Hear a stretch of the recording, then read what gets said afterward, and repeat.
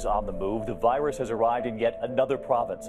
They're concerned about any health problem that's on the mainland. It's not going to stay there. Showing the vaccine only thought to be 10% effective. Nationwide, there are already more than 41,000 cases confirmed. Every state in the country reporting widespread flu activity. As of this morning, 18 countries around the world have reported cases of the flu within their borders. Numbers out of Australia as of mid-October are concerning. If you get sick, stay home.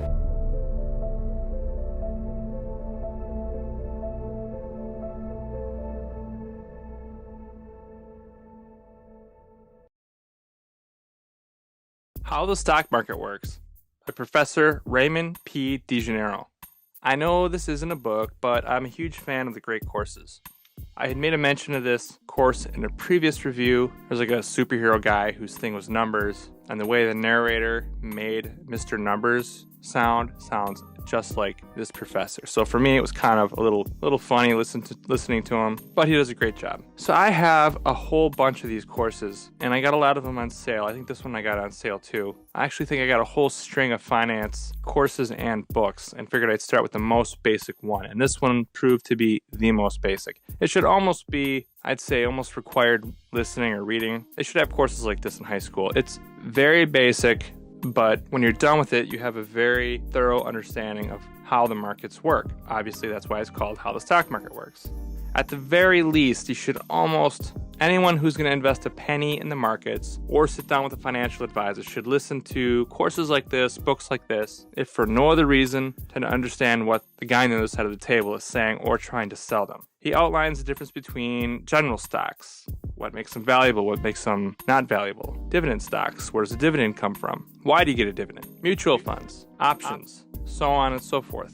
Very kind of basic principles about the markets, but explained very thoroughly. He also goes into pricing, how the markets are, specific stocks and everything else is priced, as well as options. One problem I have with this course in options is he mentions options, how options work, as far as puts and calls go, but he doesn't go into detail on selling options. He only mentions buying options. Previously, I had made a review on a book about dividends, and I believe the last hour or so goes into selling options on dividend stocks, the pros and the cons. So that book would be a pretty good companion book to this course.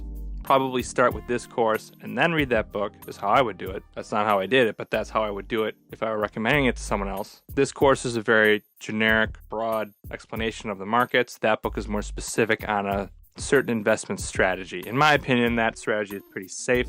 But one thing that's funny about these great courses on Audible, this one specifically had about 2 minutes of disclaimers about how it's the general guidelines and make your own decisions, be aware of the risks, just so they don't get sued if you try investing in a certain way and lose all your money. Which, by the way, I do know people that have done that. But if for no other reason, books like this, courses like this, I almost think everyone should have just a little bit of it, just so that they understand what financial advisors are talking about. The people who do their retirement planning can't just throw a bunch of terms at them and they're lost, if for no other reason than to be financially literate. At some point, it'll probably come in useful to you.